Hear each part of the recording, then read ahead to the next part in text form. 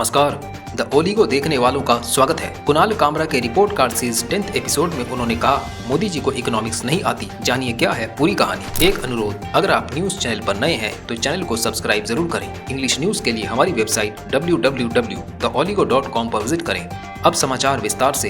दोस्तों, कुणाल कामरा का कहना है कि मोदी जी जो इकोनॉमी के नाम पर पॉलिसीज को लागू करते आए हैं, 2014 से उन सब से सिर्फ अमीर लोग और ज्यादा अमीर हुए हैं और गरीब लोग और ज्यादा गरीब हो गए हैं। जानकारी के लिए बता दें कि एनपीए बहुत चर्चित हुआ था 2014 के दौरान, और इसका मतलब होता है जब कोई कंपनी बैंक से कर्जा लेकर और उसका भुगतान नहीं कर पाती है तो उसको नॉन परफॉर्मिंग एसेट घोषित कर दिया जाता है और इसका सारा भार आता है भारत के आम नागरिकों पर। लेकिन यही अगर कोई आम व्यक्ति कर्जा लेकर ना दे पाए तो उसका इकोनॉमी पर कोई खास फर्क नहीं पड़ता है। सत्ता से पहले 2014 जब कांग्रेस का राज था तब बीजेपी एनपीए के बिल्कुल खिलाफ थे। दोस्तों, एनपीए को हटाने के लिए दो चीजों को लाया गया, write off and hair cut. Write off एक ऐसा तरीका है जिससे एनपीए से लोन को पूरी तरह ही हटा दिया जाता है। पब्लिक सेक्टर में मोदी जी के अच्छे दिनों में राइट ऑफ 17 गुना ज्यादा हुआ 2013 के मुकाबले।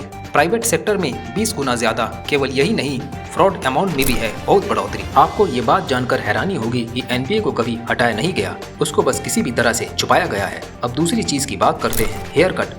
दोस्तों, इसमें जिस कंपनी ने कर्जा ले रखा होता है उसके एसेट्स की नीलामी करवाई जाती है किसी दूसरी प्राइवेट कंपनी से और वो कंपनी फिर इसके एसेट्स लेकर हेयर कट कर देते हैं। तो चलिए थोड़ी आसान भाषा में समझाते हैं आपको। मानिए 100 रुपए का कर्जा है और एक दूसरी कंपनी आकर आपके एसेट्स का मूल्य 70 रुपए लगा देती है और वो खरीद लेती है और आप कर्जा मुक्त हो जाते हैं। दोस्तों, खेल समझिए, एक अमीर से पैसे लेके दूसरे और ज्यादा अमीर को देना और उसको और ज्यादा अमीर बना देना। और इस स्कीम के तहत मोदी जी ने अपनी कई दोस्तों के बालों को काट बहुत चकाचक हेयर कट करा है। दोस्तों, हमारे एग्रीकल्चर बजट के अमाउंट जितना मोदी जी ने हेयर कट करा है 12 कंपनियों को। सबसे बड़े एनपीए तो मोदी जी खुद ही हैं। इलेक्ट्रल बॉन्ड स्कैम में जो वसूली करी है उसके तो कहने ही क्या है। 17 टाइम्स फ्रॉड बढ़ चुका है भारत में। दोस्तों, डेटा के अनुसार मोदी जी ने 14 लाख करोड़ लोन भस्म कर दिया अपने दोस्तों का, और आपको इस बात की जानकारी भी नहीं है। मोदी जी बैंक की पॉलिसीज भी कुछ इस तरह की है कि काले धन को सफेद कर लिया जाए। बीजेपी का क्लेम है कि जो भी फंड एलोकेट होता है माइनॉरिटीज के लिए, वो सब फंड को पूरी तरह से इस्तेमाल करा जा रहा है। लेकिन सरकारी आंकड़ों के मुताबिक फंड पूरी तरह से इस्तेमाल ही नहीं हुआ है और न ही कुछ खास काम किया गया है सरकार द्वारा। बात करें अगर मैनुअल सीवेजिंग की, तो अब भी स्टेट्स में 1/3 सीवर की सफाई और अन्य कामों को व्यक्ति द्वारा किया जाता है और इन हादसों में होने वाली लोगों की मौतों को भी बराबर से रिपोर्ट ही नहीं किया जा रहा है।